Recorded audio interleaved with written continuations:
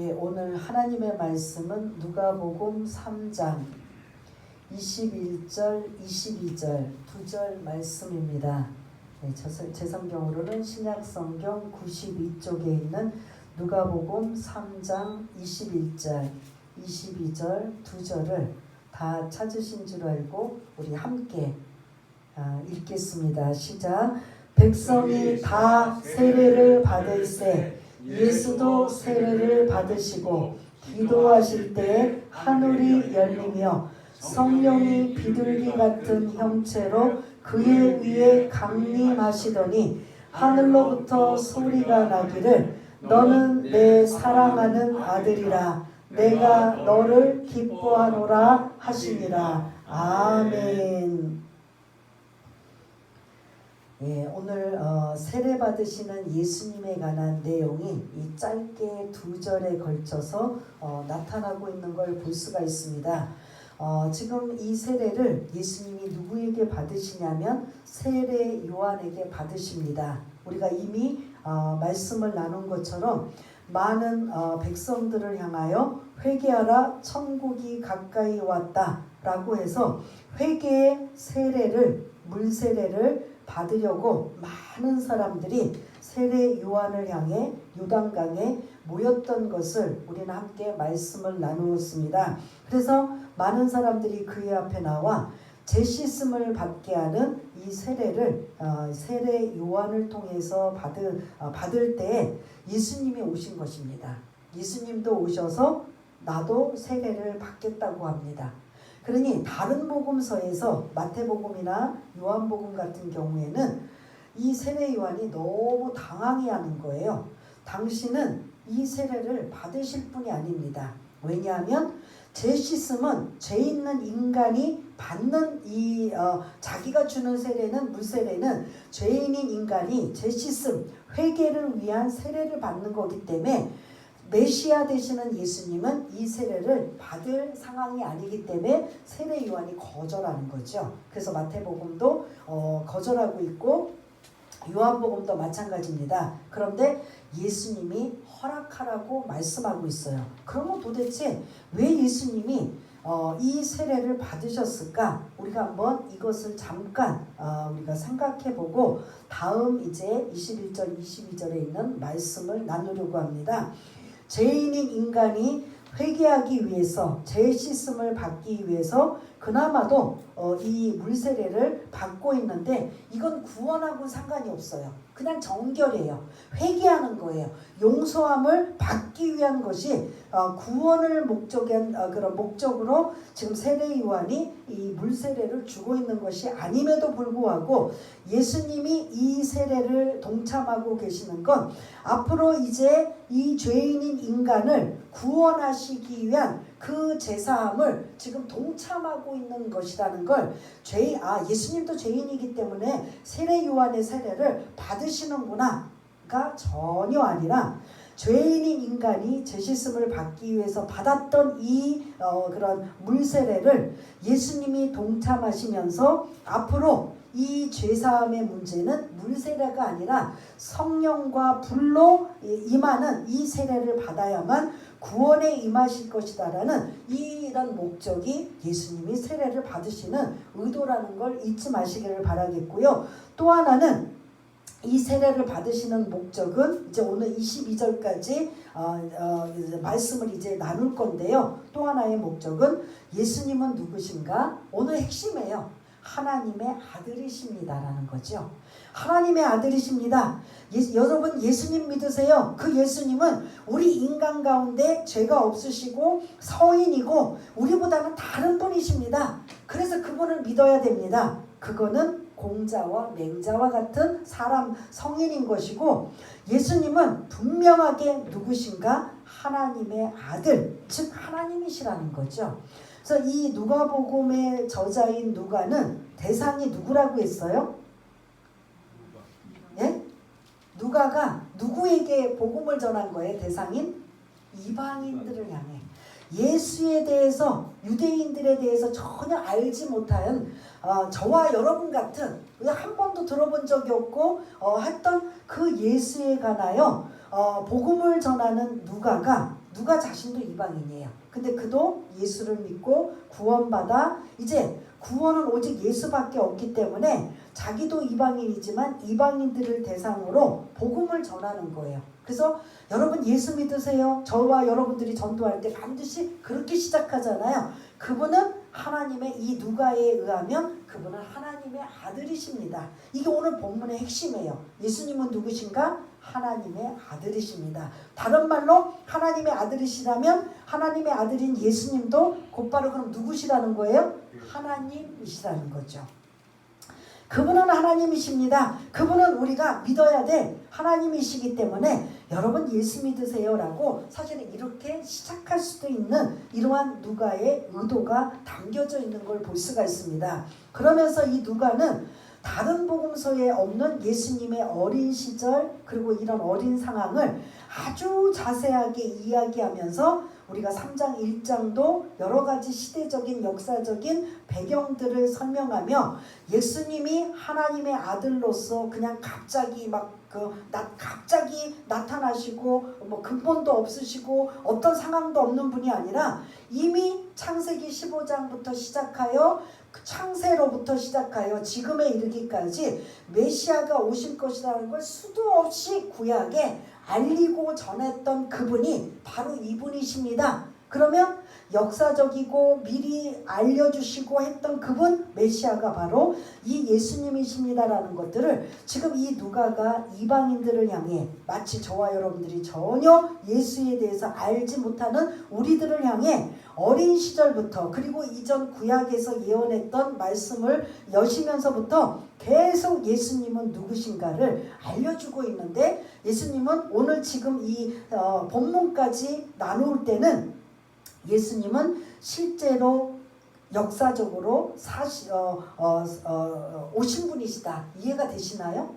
그냥 신화처럼 그들이 이 당시에는 로마가 압제하고 있었기 때문에 그리스 로마 신화 이런 모든 당군 신화 이런 신화는 뜬금없이 생긴 거예요. 어느 날 갑자기 하늘로부터 뚝 떨어지거나 이런 예수님은 그런 분이 아니시라는 거죠. 이미 오래전부터 구약 성경에 하나님이 예비해 놓으시고 준비해 놓으신 분이시고 그리고 그분이 실제로 오실 때는 어떤 상황, 어떤 역사적인 배경을 가지고 오신 상황인가 이게 지금 다 기록되어 있다면 예수님은 갑자기 뜬구름처럼 그냥 나타나신 분이 아니라 이미 말씀하시고 또 그런 계획되시고 예언하신 그분이 실제로 로마 이대 지금 3장 1절에 보면은 디베리오 황제가 통치한 지 15해 되는 이러한 그런 역사적인 배경 그리고 본디오 빌라도가 총독으로 있을 때 그리고 제사장은 안나스와 가야바가 제사장으로 전임과 신임으로 제사장으로 있을 때 이렇게 이름을 실질적으로 열거한다는 건 이거는 역사적인 사실이라는 거죠. 그래서 예수님은 어느 날 갑자기 뜬구름처럼 그냥 나타나신 게 아니라 이런 역사적인 배경을 안고 태어나시고 자라시고 이제 성장하셔서 본격적으로 오늘 본문 세례를 받으시면서 공생의 사역을 시작하십니다. 이게 예수님이십니다. 이런 걸 여러분들이 염두에 두시라는 거죠. 그래서 첫 번째 예수님은 역사적으로 실제로 계신 분입니다. 있어진 분입니다. 이거를 기억하시고 그런데 그분은 역사적으로 존재하시는 뿐만 아니라 오늘 본문에 의하면 하나님의 아들이십니다라는 걸 우리가 이것 때문에 믿는 거죠. 사실은 하나님의 아들이시고 하나님이시고 그분이 그런 구원자시기 때문에 우리가 예수를 믿게 되는 이런 이유기도 하는 걸 볼 수가 있는데 예수님이 세례를 받으시는 목적 이런 것들을 이제 말씀을 나누었다면 누가복음의 특징을 잠깐 설명을 드리려고 합니다. 마태복음, 마가복음, 요한복음 그 외에 이제 많은 이제 그런 내용도 복음서가 담겨져 있지만 누가복음의 특징을 말씀을 드리자면 딱 두 가지예요. 기도와 성령이라는 거죠. 기도와 성령. 그래서 이 21절에도 다른 복음서에서는 예수님이 세례 요한을 통해서 세례를 받으셨구나. 그런데 그렇게 세례를 받으실 때 하늘이 열리고 22절과 같은 이런 사건들이 일어났구나 라는 게 마태복음 그리고 다른 복음서에 등장하고 있다면, 유일하게 누가는 21절에 한 이 단어가 들어가 있어요. 문장이 들어가 있어요. 뭐냐면 기도하실 때. 마태복음이나 다른 복음서에는 기도하실 때가 없어요. 그러나 예수님이 세례 요한을 통해, 침례 요한을 통해 세례를 받으실 때 하늘이 열리고 성령이 비둘기 같은 이렇게 이어져 가요. 근데 누가는 받으실 때가 아니라 받으시고 그 다음에 예수님이 뭐하고 계실 때? 기도하실 때.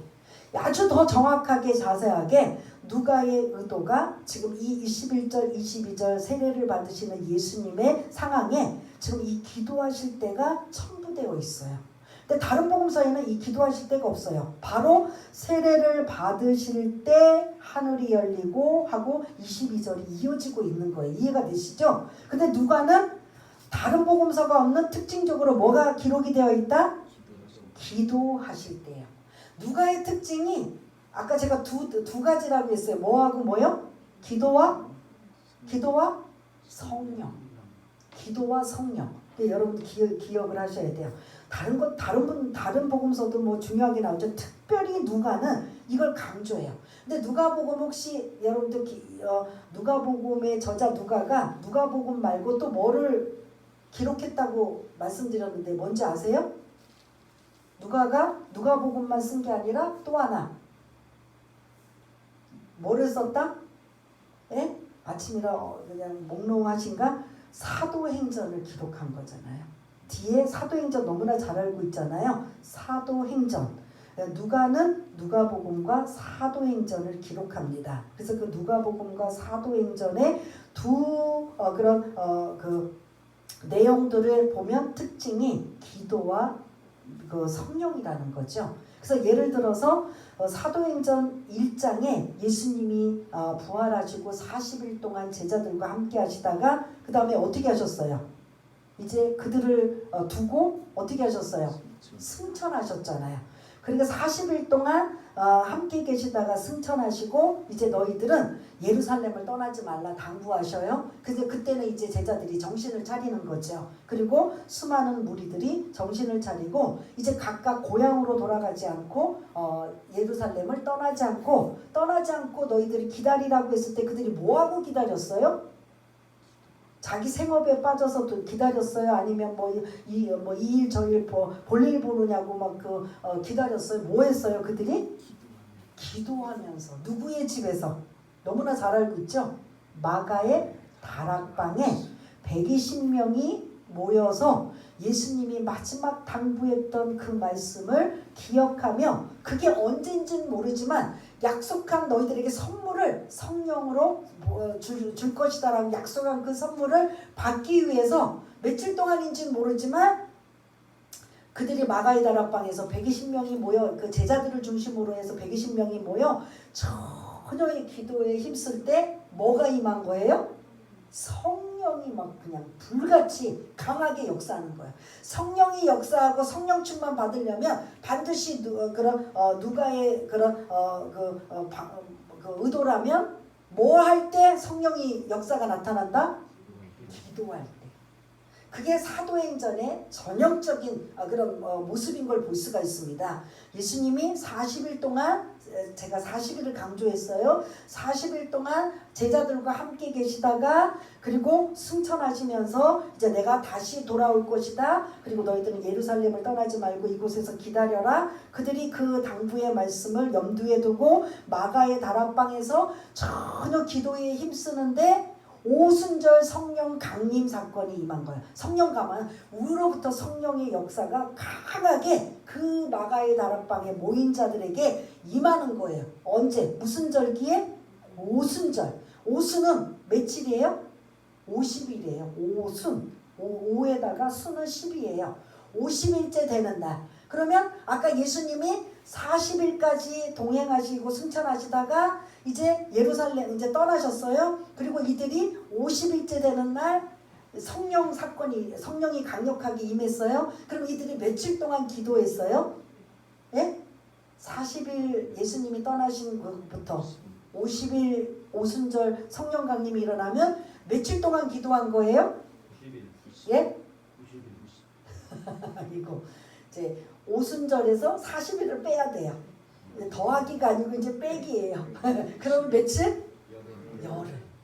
며칠인지는 몰라요. 근데 예수님이 막 당부하셨어요. 절대 떠나지 마. 그래서 그들이 이제부터는 이제 하나님 주님 말씀에 순종하겠습니다. 그래서 마가의 다락방에서 언젠지는 몰라요. 그런데 성령을 선물로 주시겠다는 약속을 이제 붙잡고 그냥 오늘도 내일도 모레도 계속 기도했는데 그게 딱 10일째 되고 50일째 되는 날 성령 강림 역사가 막 그냥 불같이 임하여서 그 변화가 뭐였어요? 혀가 갈라져서 막 방언의 역사로 막 엄청난 능력의 역사가 나타나고 있는 일들을 볼 수가 있습니다. 이게 누가의 특징이에요. 누가의 특징 두 가지, 기도와 성령, 이 두 가지를 강조하고 있습니다. 그 다음 오늘 이 본문 21절에 보면 누가는 뭐를 지금 그 두 가지 중에 강조하고 있어요? 예수님의 세례를 받으시고 다른 복음서에 없는 기도하실 때 이런 21절 하늘이 열리며 22절과 같은 세 가지의 역사가 나타나고 있다라는 거죠.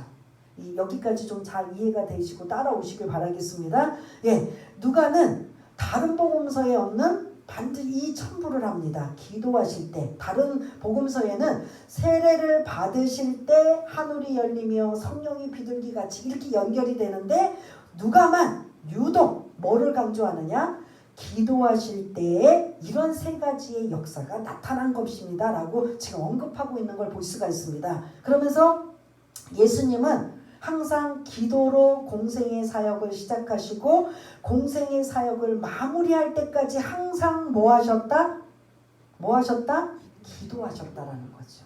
오늘 이 본문에 세례를 받으실 때도 기도하시고 그리고 이제 4장에 뭐 이제 40일 금식할 때도 기도하시고 제자를 뽑으실 때도 기도하시고 그리고 늘 하루의 마무리를 기도하시고 그리고 변화산의 기도 뭐 많은 기도 그리고 마지막 죽으러 가실 때도 겟세마네 동산에서 기도하시고 그 다음에 죽기 직전인 십자가에서도 뭐 하셨어요? 기도하시고 기도로 시작하고 기도로 마무리하며 기도하시며 사역하시고 기도하시며 하는 이러한 것들이 그 예수님의 이런 처음부터 마지막까지 공생의 사역의 시작과 마무리는 기도라는 거죠. 그 기도를 하나님이시기 때문에 하나님의 아들이시기 때문에 기도를 안 하시고도 할 수 있지만 우리에게 모범을 보이시고 항상 기도라는 건 내가 어떤 걸 얻기 위해서 복을 받기 위해서 응답받기 위해서 우리가 자꾸 그런 개념으로 하고 있는데 기도는 뭐냐면 하나님과의 교제예요. 여러분들 여기 계신 부모님의 입장으로서 자녀들하고 교제를 나누는 거 좋아하시잖아요. 다른 말로 대화. 자녀들하고 무슨 거창한 대화는 아니어도 뭐 그냥 그 일반적으로 그냥 돌아가는 손주 이야기, 집안 돌아가는 이야기, 직장 이야기 아니면 뭐 이런 신상 이야기 그냥 자연스럽게 하는 이야기 그게 기도예요. 근데 그걸 누구하고 하느냐? 하나님하고 하는 거죠. 난 기도할 줄 몰라요. 그거는 그 뭐 원칙과 규칙은 없어요. 기도는 뭐냐면 내가 그냥 하나님 앞에 하나님 내가 마치 내 자녀와 내 부모와 누구에게 그냥 자연스럽게 이야기하는 것처럼 하나님 제가 기도할 때 그냥 하나님 하고 부르면서 제가 이런 일도 있었고 저런 일도 있었고 그리고 지금 이렇게 건강도 안 좋고 물질도 어렵고 그리고 이런 좋은 일도 있어서 감사하고 손주 주셔서 감사하고 뭐 이런저런 그냥 좋은 것도 안 좋은 것도 다 그냥 하나님 앞에 아뢰는 거예요. 하나님 그래서 너무 이 좋은 일이 생긴 건 그냥 감사하네요. 그리고 또 혹시 힘들고 어려운 일이 생길 때는 이거 하나님밖에 의지할 게 없네요. 하나님 도와주세요. 그러면서 마무리 하나님으로 시작하고 마무리는 예수님의 이름으로 기도합니다. 아멘. 이러면 되는 거예요. 나 기도할 줄 몰라요. 뭐 거창하게 뭐 하는 게 아니라 그러면서 그냥 내 생각 내 마음을 하나님이 모르시는 게 아니라 아시지만 여러분들 자녀가 나 다 알고 있어서 뭐 굳이 의논 안 했어요. 굳이 얘기 안 했어요. 이러면 약간 서운해요? 안 서운해요? 이 부모님 입장에서 얘기해 보세요. 저도 참 똑똑하고 좀 이쪽에서 저도 약간 책망받을 일이지만 자상하고 막 이런 분들은 그냥 그 별거 아닌데도 전화를 걸고 만나서 막 그냥 고조할 매조할 하면서 막 그냥 주저리 이야기하면서 대화를 나누잖아요. 그게 하나님 그 대상이 하나님에게도 그렇게 하라는 소리예요. 이렇게 기도하면 혼날 텐데 아니에요. 하나님은 항상 마치 여러분들이 부모가 자식에게 언제 전화 와서 그냥 별일 없었니? 그래. 근데 아이가 지금 혹시 한절기라 감기 걸리지 않았니? 또 잘 자라고 있니? 뭐 어린이집은 잘 가고 있니? 아니면 어떤 뭐 학교는 아니면 어떤 상황의 친구들은 그리고 너희 직장과 이런 것들은 그게 대수로운 건 아니지만 그냥 안부 물어보고 그냥 근황을 알아보는 거잖아요. 그것처럼 우리 입장에서 하나님 앞에 내 생각, 내 마음, 내 현재 처해 있는 나의 상황을 그대로 교회와 가정과 자녀와 남편과 내가 지금 필요한 뭐 접시라고 그리고 갈급한 거 이런 뭐 좋은 이야기 안 좋은 이야기 다 하나님 앞에 하나님 하면서 이야기를 하는 거예요. 그게 뭐냐면 대화 교제라는 거죠. 그럼 예수님의 입장에서는 우리처럼 가정을 꾸리고 뭐 어떤 문제가 생겨서 뭐 기도하시나 보다. 우리 입장에서는 그렇게 생각할 수 있는데 그렇게 지금 여러분들에게 말씀드린 걸 전제로 한다면 기도는 예수님의 기도는 뭐일 것 같아요? 성부 하나님 아버지께 늘 대화와 교제를 나누는 거죠.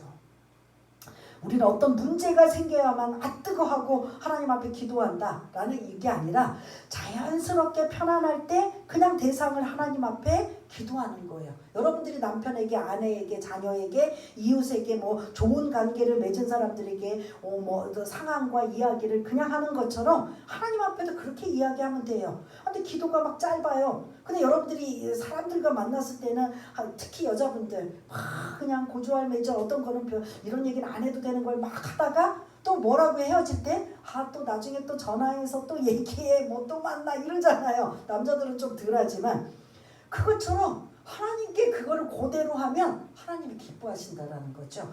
예수님이 이제 본격적으로 공생의 사역을 시작하고 마무리하는 동안 수도 없이 기도하시는 건 아버지의 관계를 지금 계속 대화를 통해 교제를 통해서 이루어 나가고 계신다면 우리도 그 모범이 되신 예수님을 통해 뭐를 해야 될까요? 하나님께 기도하며 나가야 된다는 거죠. 그래서 기도는 어렵다 쉽다 지금 말씀드린 대로면 어떤 것 같아요? 네? 쉬운 거예요. 어렵지 않아요. 근데 대표 기도는 약간 좀 이런 게 규격화가 된 거예요. 어떤 선을 지키고 뭐 어떻게 하는 있지만 여러분들이 개인적으로 하나님 앞에 기도할 때는요 그렇게 안 하셔도 돼요. 여러분들의 마음 그대로 하나님 앞에 아뢰면 되는 거예요. 그러다가 혹시 이거는 좀 내가 너무 심했나 너무 조금 그랬나 그러면 성령께서 마음을 주시면 그거는 먼저 조금씩 고치면 되는 거고 대표 기도하고는 좀 다르지만 여러분들이 개인적으로 하나님 앞에 기도할 때는 마치 내가 자녀가 부모님에게 부모가 자녀에게 그리고 가족에게 친지에게 대화를 하는 것처럼 하나님 앞에 내 생각과 마음을 그대로 알리며 그만큼 내가 하나님의 끈을 계속 이어지고 있다라는 의미가 기도라는 걸 여러분들이 잊지 마시길 바라겠습니다. 그래서 예수님은 늘 기도하셨다라는 것들을 이제 말씀을 드리고요. 이제 본격적으로 이제 오늘 본문에 들어가면 예수님이 세례를 받으시고 기도하실 때 어떤 일이 일어났는가? 그게 세 가지인 거죠. 21절 하반절에 보니까 기도하실 때 어떤 일이 일어나요? 하늘이 열렸다.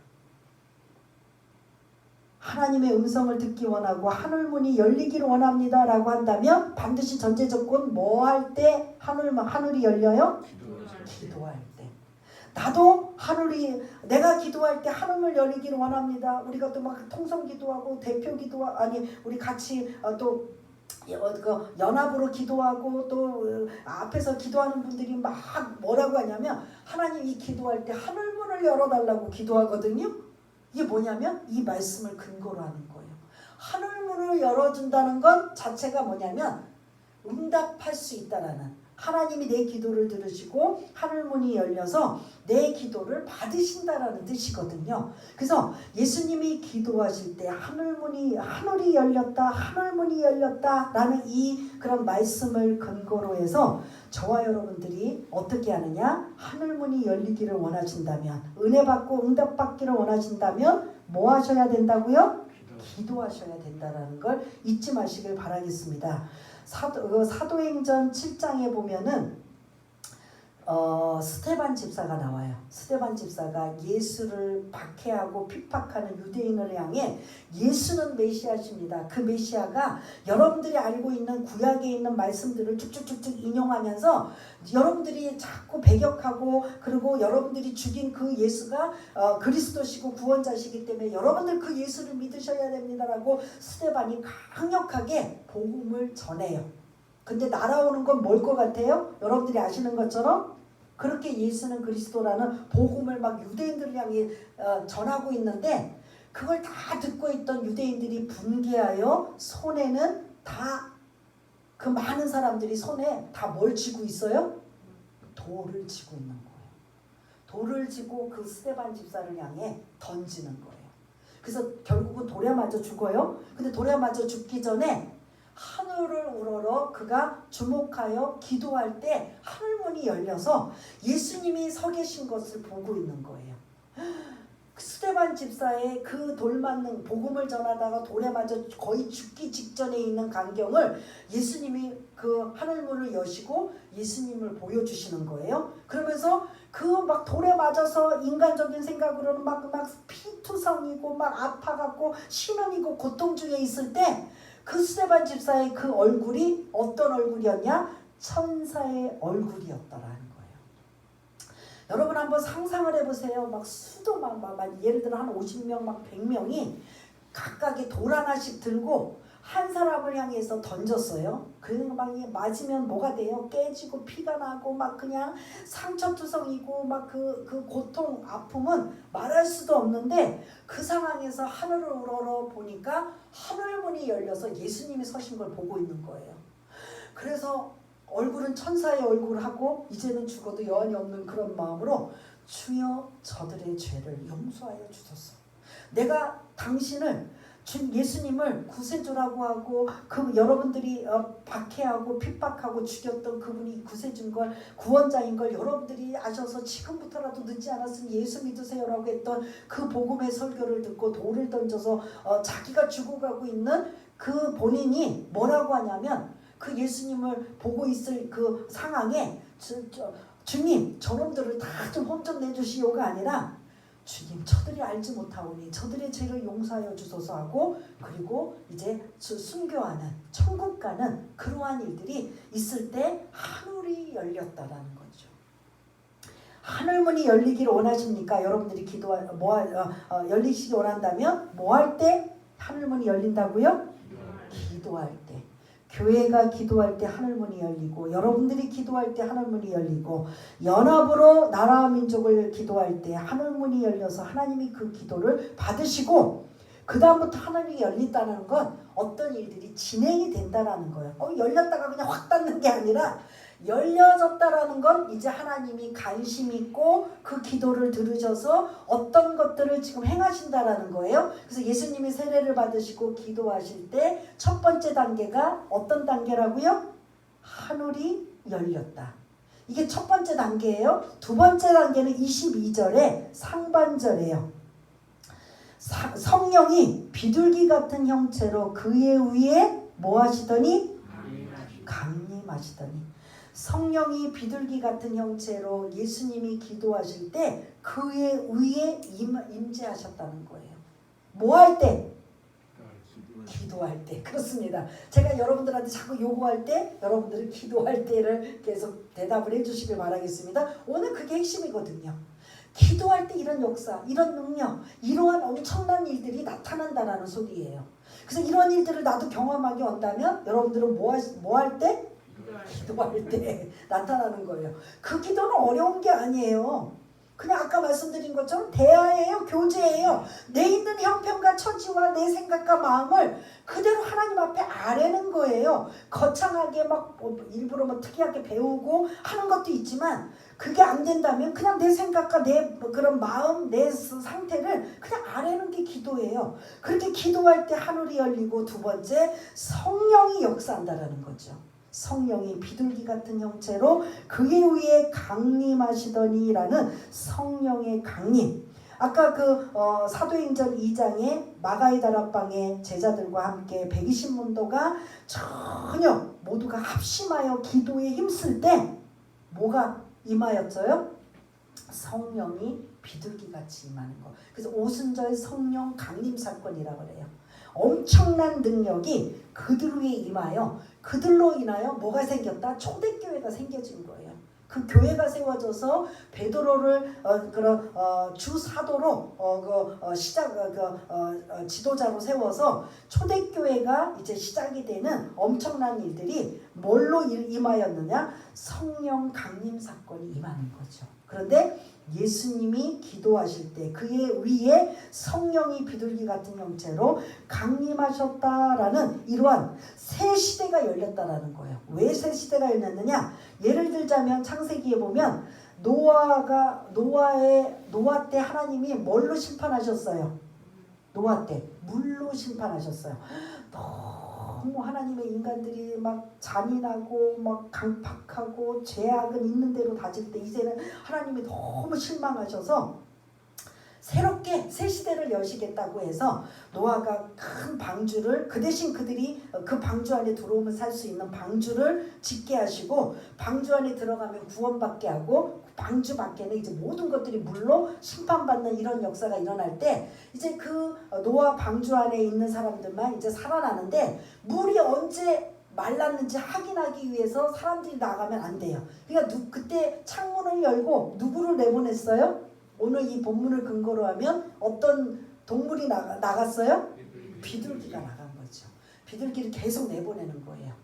내보내서 돌아오면 아직 물이 마르지 않은 거고 또 이제 내보내서 보면 어떤 그런 잎사귀를 하나 물고 들어와요. 그때는 이제 물이 말랐구나. 그래서 이제 노아의 방주는 문을 열고 구원의 새 시대가 다시 열림을 알리는 게 이제 이런 비둘기 이런 같은 형체의 모습이야. 노아 때의 모습이라면 이것도 거기 있는 말씀을 같이 가지고 온다면 이제 예수님을 통하여 성령의 역사, 성령의 시대가 새롭게 열려진다라는 의미가 담겨져 있는 걸 볼 수가 있습니다. 성령이 강력하게 강림하시는 역사하는 사건은 뭐 할 때 나타난다고요? 기도할 때 나타난다는 거죠. 이런 기도할 때 나타나며 세 번째 예수님이 기도하실 때 어떤 일들이 나타나는가? 하늘로부터 소리가 나는 거예요. 하늘문이 열리고요. 성령이 비둘기같이 강하게 임재하시고 그 다음에 이제 하늘로부터 소리가 들리는데 어떤 소리예요? 우리 한번 하늘로부터 소리가 나기를 그 다음부터 한번 같이 읽겠습니다. 시작! 너는 내 사랑하는 아들이라 내가 너를 기뻐하노라 하시니라. 아멘. 요거를 조금 더 이제 번역하자면 너는 내 사랑하는 이 사랑하니 유일한이란 뜻이에요. 너는 내 유일한 아들이다. 그게 우리가 독생자 하는 그런 단어예요. 오직 유일하게 하나밖에 없는 아들. 그게 그런 독생자라는 뜻인데 너는 나의 유일한 아들이다. 누가요? 예수님이. 내가 너를 기뻐하노라 라고 기도하실 때 이 하늘로부터 소리가 나는 이러한 역사가 나타나는 거예요. 하나님의 음성, 하나님의 소리는 뭐 할 때 나타난다? 기도할 때. 여러분들 은혜를 많이 받으시고 체험하시고 그리고 하나님의 혹시 음성을 소리가 들린 적이 있다면 그때는 뭐 할 때 이런 소리가 들릴까요? 기도할 때는 거죠. 저도 감히 이 말씀에 비유할 수는 없지만 제가 한때 열정하고 열심이고 뜨겁고 사모하고 그럴 때 뭐라 그러냐면 내 딸아, 사랑하는 내 딸아, 그땐 저는 이제 아들이 아니고 딸이에요. 딸아, 사랑하는 내 딸아, 내가 너에게 무엇 해주기를 원하느냐 할 때 뭐예요? 소리가 들린 거잖아요. 제가 본 것도 아니고 하는 게 아니라 성령이 임재하여 하늘인지는 모르지만 어디선가 소리가 들리면서 사랑하는 딸아, 내가 너에게 무엇 해주기를 원하느냐라고 했을 때 소리가 들리는데 제가 그때 뭐 했을 것 같아요? 이 소리를 듣기 위해서 기도할 때 임한 거죠. 와, 엄청나다. 지금 그렇게 늘 음성을 듣는 게 아니라 어떤 계기, 어떤 시점에 이런 음성이 들리고 하는 이런 놀라운 역사는 언제 일어나냐? 기도할 때 이런 역사가 나타난다라는 거죠. 뭐 저만 그렇겠습니까? 은혜 받고 뭐 하나님의 그런 많은 사랑을 받았던 분들의 특징적으로 이렇게 뭔가 소리가 들렸다, 음성을 들었다 할 때는 뭐 할 때 임한 거예요? 기도할 때 임한 거죠. 기도할 때 이 핵심 본문이 이제 나오는 거예요. 예수님은 누구신가? 너는 내 유일한 독생자 누구다? 아들이다. 예수님은 누구신가? 하나님의 아들이십니다. 그러므로 그 아들이신 예수님은 곧바로 하나님의 아들이시기 때문에 하나님이십니다. 이게 오늘 핵심 본문이에요. 그 하나님이신 예수님이, 하나님의 아들이신 예수님이 뭐 하실 때 이런 역사가 나타나요? 기도할 때 이런 역사가 나타난다면 우리도 이러한 비슷한 경험을 받고 싶다면 뭐 해야 돼요? 예? 기도해야 된다라는 거죠. 그래서 기도는 엄청난데요. 기도는 부담스러운데요. 기도는 거창한데요. 기도할 줄 모르는데요. 이런 말 할 수 있을까요? 없을까요? 없어요. 왜냐? 여러분들이 자녀와 아니면 부모와 이웃친지랑 대화할 때 난 말할 줄 몰라요. 그리고 여러분들 대화 안 해요? 여러분들이 혹시 자녀가 찾아오고 혹시 또 부모님이 대화할 때 나 말할 줄 몰라요. 그리고 입 딱 다물고 있으면 그게 말이 돼요? 안 돼요? 그냥 자연스럽게 말하자. 밥 먹었니? 건강은 어떠니? 지금 우리가 한절기에 별일 없니? 아버님 괜찮으세요? 뭐 어머님 괜찮으세요? 이거 뭐 대단한 얘기예요? 아니에요? 예? 거창해요?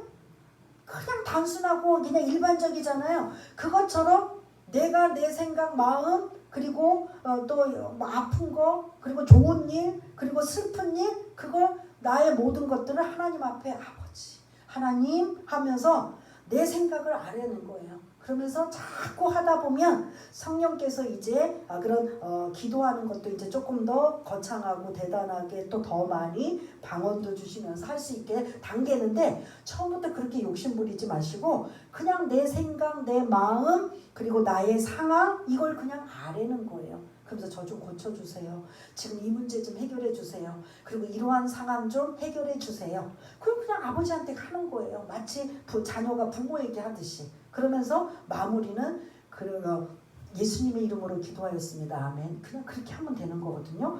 기도는 어렵지 않아요. 그런데 어렵다고 생각하고 부담스러워서 안 할 뿐이고 시간이 없다고 안 할 뿐이지 기도는 사실 어려운 게 아니라는 거죠. 특별히 여러분들이 1대1로 하나님 앞에 기도하는 기도는 어렵다 안 어렵다? 안 어려운 거예요. 그냥 이런 대표 기도나 어떤 이렇게 특정적인 상황에서 기도할 때는 어떤 틀을 가지고 기도하기 때문에 나는 그건 잘 못하겠어요 하지만 여러분들이 개인적으로 내가 하나님을 예수님을 내가 아뢰고 구하는 기도는 그렇게 할 필요가 없다라는 겁니다. 늘 언제나 항상 일하면서 아니면 뭐 잠자기 전 아니면 급하게 하나님 도와주세요. 이렇게라도 하면서 여러분들이 늘상 이게 기도가 습관화가 되어서 여러분들도 하늘문이 열리고 성령이 강력하게 임재하고 그 다음에 하늘로부터 소리가 나서 너는 내 사랑하는 딸이야. 너는 내 사랑하는 아들이야. 그걸 다른 말로 너는 내 사랑하는 자녀다라고 우리에게는 그렇게 말씀하셔요. 그러나 예수님에게는 하나님의 아들로서 지금 이 정체성을 예수님은 누구신가라는 것을 드러내고 나타나고 있는 걸 볼 수가 있습니다. 다시 이제 마무리하려고 합니다. 그래서 정리하려고 합니다. 예수님을 다른 복음서에 없는 세례를 받으시고 뭐 하셨다? 기도하셨다라는 거죠. 그래서 그 기도하실 때 어떤 첫 번째 단계가 현상이 일어나요? 하늘이 열렸다는 거죠. 하늘이 열렸다라는 건 뭔가 이제 하나님이 일하고 계신다라는 소리예요. 차단하고 여기까지 끝. 그냥 살짝만 보여주고 맛보기만 보여주는 게 아니라 하늘이 열리는 역사. 두 번째 현상은 뭐예요? 성령이 비둘기 같은 형체로 그의 위에 강림하셨다. 다른 말로 성령이 임재하셨다라는 거예요. 강하게 임재하셨다. 뭐 할 때? 성령이 지금 성령의 역사, 성령의 시대예요. 성령님의 도움을 받아야 돼요. 그런데 지금 예수 믿고 구원받아서 저와 여러분들 안에는 누가 계셔요? 성령님이 계셔요. 근데 내 안에 성령님이 계셔. 성령이 전이야. 근데 왜 성령이 역사하지 않을까? 뭐 하지 않아서? 기도하지 않았어. 제 안에 계신 성령님. 왜 나는 늘 그 성령님을 저 뒷방에다가 늘 잠만 재워요. 일 안 시켜요. 성령님 막 깨워야 돼요. 성령님 도와주세요. 성령님 이 문제 좀 해결해 주세요. 성령님 이 상황 좀 저와 함께 해주세요. 늘 안 하면 뭐라고 표현하냐면, 저희 신학교에서 저는 그 경험은 안 해봤어요. 근데 그 경험을 한 분들은 막 그거 가지고도 막 그냥 놀라기도 하고 감동하기도 하지만 이제 두렵기도 해요. 그 성령의 역사를 보는 거예요. 그래서 오죽하면 이게 뭐 사실은 반반일 수도 있지만 그 성령님이 하나님께서 각 사람에게 두 사람을 파견 보낸다고 해요. 하나는 선한 일만, 하나는 나쁜 일만 예수님께 보고하는. 그래서 예수님께는 우리가 마지막 주님 만났을 때 책이 두 권이에요. 무슨 책과 무슨 책? 생명책. 내가 구원받았는지 구원받지 않았는지, 예수님을 나의 구세주로. 그러니까 안 믿는 자도 예수님 앞에 선다 못 선다. 생명책에 이름이 없으면 지옥행이에요. 저와 여러분처럼 생명책에 뭐 이 땅에서 뭐 열심히 잘 살든 못 살았든, 예수를 잘 믿든 못 믿든, 예수를 나의 구세주로 믿습니다라고 한 분은 생명책에 이름이 있어서 어디 무슨 행? 예? 천국행으로 가는 거예요. 나눠져요. 근데 거기에 천국행으로 가는 우리들에게 또 하나 책이 뭐냐? 행위의 책이 있어요.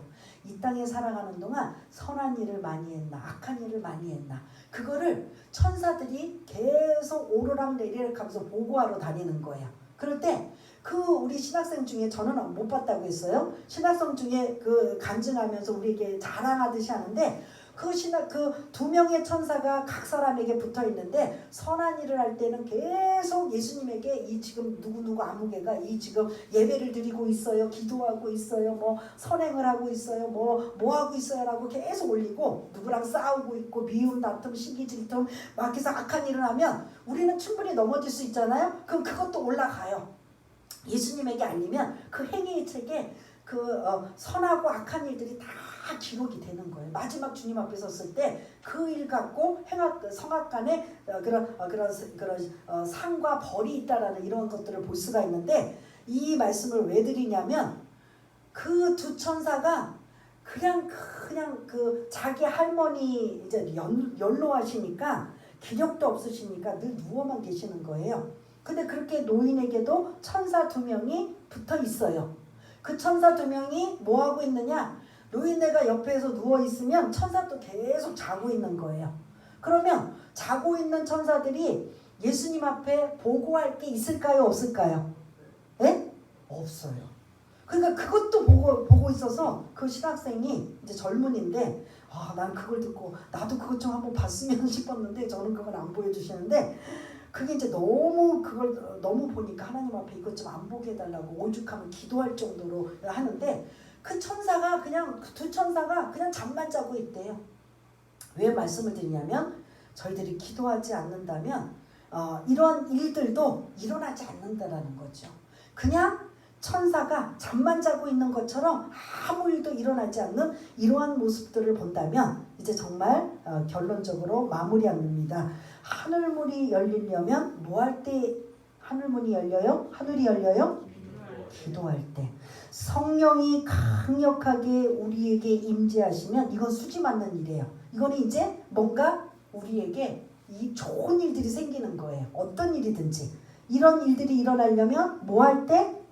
기도할 때 임한다. 그리고 하늘로부터 소리가 나서 너는 내 사랑하는 자녀여, 그래서 내가 너를 기뻐하노라라는 음성이 예수님처럼 들려지려면 뭐 할 때?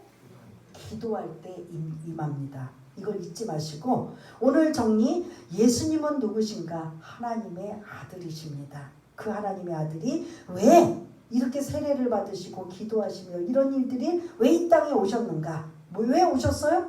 죄 없는 예수님이 죄 있는 우리를 구원하시기 위해서 십자가에 죽으시려고 우리를 구원하시려고 오신 것입니다. 그분은 누구셔요? 하나님의 아들이십니다. 그런데 오늘 세례 받으시고 기도하실 때 이 세 가지의 놀라운 일들이 임하였다면 우리도 이러한 일들을 사모할 수 있다는 거죠. 하늘문 열리기 원하십니까? 교회가 여러분들이 개인이 심령이 하늘문 열리기를 원한다면 뭐 할 때 일어나요?